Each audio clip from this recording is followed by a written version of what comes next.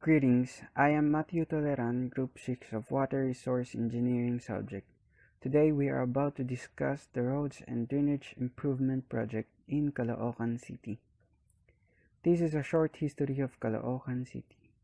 It began as a barrio of Tondo in Libis and became known as Libis Espina or Aramahan. It is originated from a Tagalog word Look or Sulok, which might have meant Nasa Sulok, since it is located where the ends of the old town of Tondo and Tambobong or Malabon meets. In 1962, on February 16, Caloocan was declared as a city by signing the Republic Act 3278 of President Diosdado Macapagal. Originally, Caloocan is a big single town, but through the two legislation, a large chunk of it was given to Quezon City, thus making the north and south proportions be separated. Even with geographical separation, the two proportions are still under one town, Caloocan, which then became a city in 1962. This is the geography of Caloocan City. North Caloocan has a land area of 3,970.9 hectares, while the South Caloocan has a land area of 1,362.5 hectares, with a total land area of 5,333.4 hectares in Caloocan City. This is the general situation of Caloocan City in floods. In Caloocan City, the cause of severe flood problems mostly due to overflow, excessive rainfall, and inadequate channel capacity. In some areas of the city within higher elevation, accidents from flooding are caused by erosion and landslides. In study conducted under Greater Metro Manila Area Risk Assessment Project or GMMA-RAP, estimated 51.76 hectares or some 15 barangays in South Caloocan is susceptible to high and very high flooding. While in the North Caloocan, 18 barangays will suffer high flooding and 18 will experience very high flooding with a total estimated area of 167.8 hectares. Generally, flat and low elevations of some portions are also prone to tidal floods. Another significant cause of flooding in Caloocan City is land development consequences. Rapid development of urban settlements, generally in North Caloocan City, causes the replacement of vegetated and forested areas with pavements. Examples of these pavements are concrete and other non-permeable. To the same extent, the notable aftermath of urban development in the whole city is the loss or reduction of natural waterways due to reclamation blockage and the conversion of some natural streams into underground drainage. I am Hazel Marsiquillo, and I will be discussing the Kamanava Area Flood Control and Drainage Project. The project site is located at Kamanava area in Metropolitan Manila.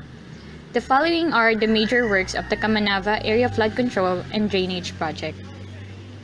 The major works at the northern area of Malabon River are Polder Dike of 8.6 km, raising of river wall of 4.4 km.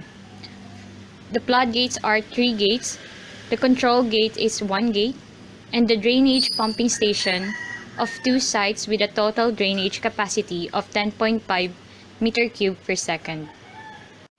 The major works on the southern area of Malabon River are the raising of river wall to 2.4 km, a pumping drainage station of 4 sites with a total drainage capacity of 34.5 meter cube per second, an improvement on the drainage channel of 6 km, a construction of drainage channel of 2.7 km.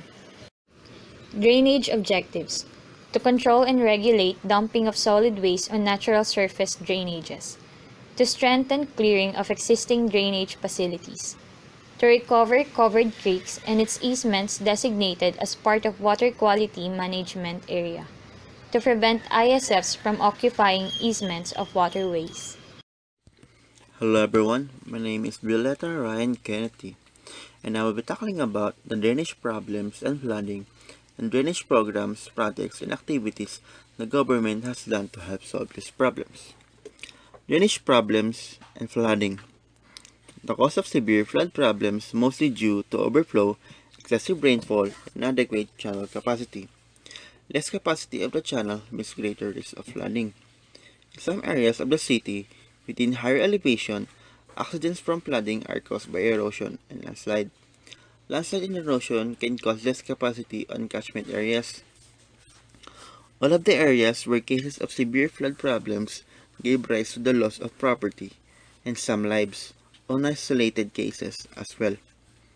Major issue: perennial flooding along major rivers, creeks, and neighborhood roadways. Reduced capacity of natural surface drainage due to heavy volume of damp solid waste and illegal structures along natural surface drainages and peripheral lateral canal. Trash or garbage waste is one of the causes of clogging in the drainage system. Deficiency in the regular maintenance of drainage facilities. Poor maintenance of drainage system will cause clogging and flooding. Need to recover portions of natural surface drainages with culverts because there are not enough of it in the drainage system. Need to protect existing waterways from illegal encroachment. Illegal encroachment on water will cause less capacity of catchment areas to store water. These are the drainage programs, projects, and activities the government has done to help solve this problem. Clearing of illegal structures along easements of creeks and rivers and peripheral lateral canal. Part of the structure that's illegally encroaching the waterways are broken down. Annual dredging of creeks and rivers through assistance of national agencies and barangays. Clearing of debris from the bottom of waterways means dredging. Rehabilitation of existing drainage facilities and river walls. And lastly, reconstruction of covered portions of creeks and rivers into open surface drainages. That's all. Thank you.